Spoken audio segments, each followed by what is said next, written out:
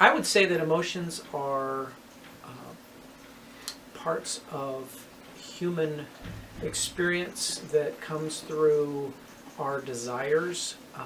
It's interesting that the Bible describes them as things that are part of our desires, and they can be either good or bad. For example,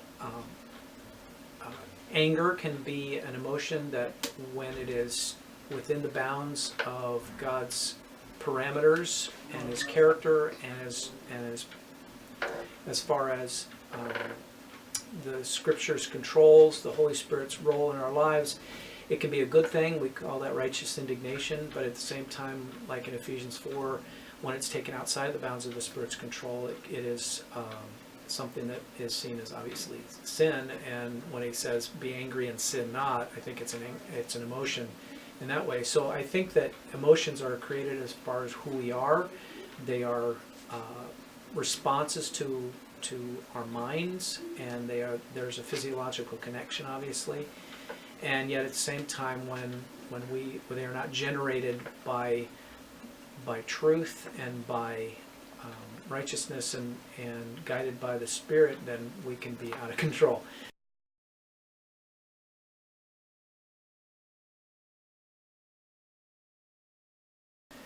I would say probably, it depends on who you ask,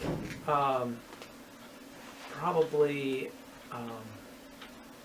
I'd say probably a 7 or 8. I'm hopefully not a typical American guy, but I mean, obviously those are stereotypes. But I think the older you get, hopefully the better you get at reading people and seeing body language and seeing what goes on in their voice inflection and their tone. And it reminds me in Proverbs, when a gentle answer turns away wrath. I mean, you can tell where people are at. And obviously I don't always behave appropriately when I gauge people's emotions, but hopefully I do okay. But all of us can improve in that, and I know I can read people's emotions better.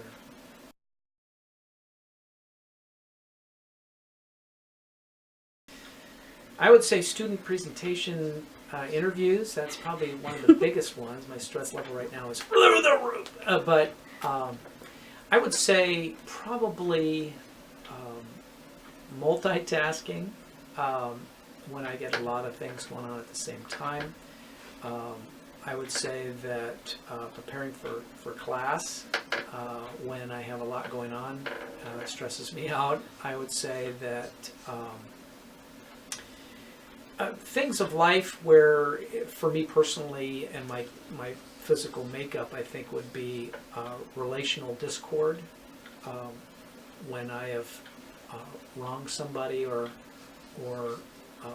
not met someone's need that I should have met, or when you have to make a lot of decisions at the same time, stress level goes up, and but that's just what I struggle with.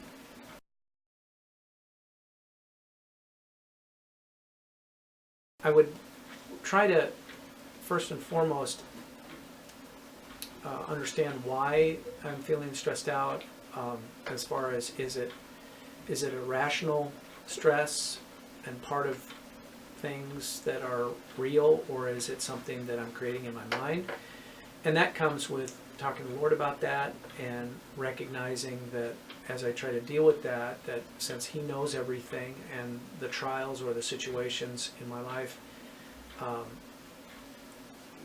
is it something that I'm responsible for or something that I'm not responsible for? And if I'm not responsible for it, then I need to leave it in His hands. I need to leave it in His hands even if I'm responsible, but there's just a difference there. I would say that also that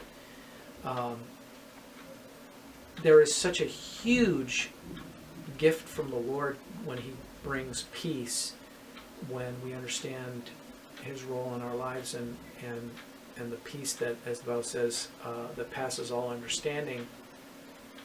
That if we see things and we don't wrap ourselves up in accomplishments or our self-worth in making sure certain things are accomplished in a perfect way, I think perfectionism for me can ruin my life.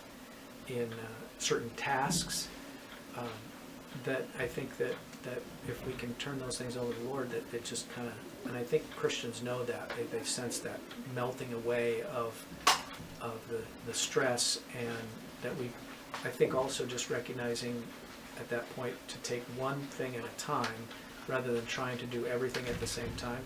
We're trying to deal with it in areas where I can't deal with, I can't change the future because I don't know that yet,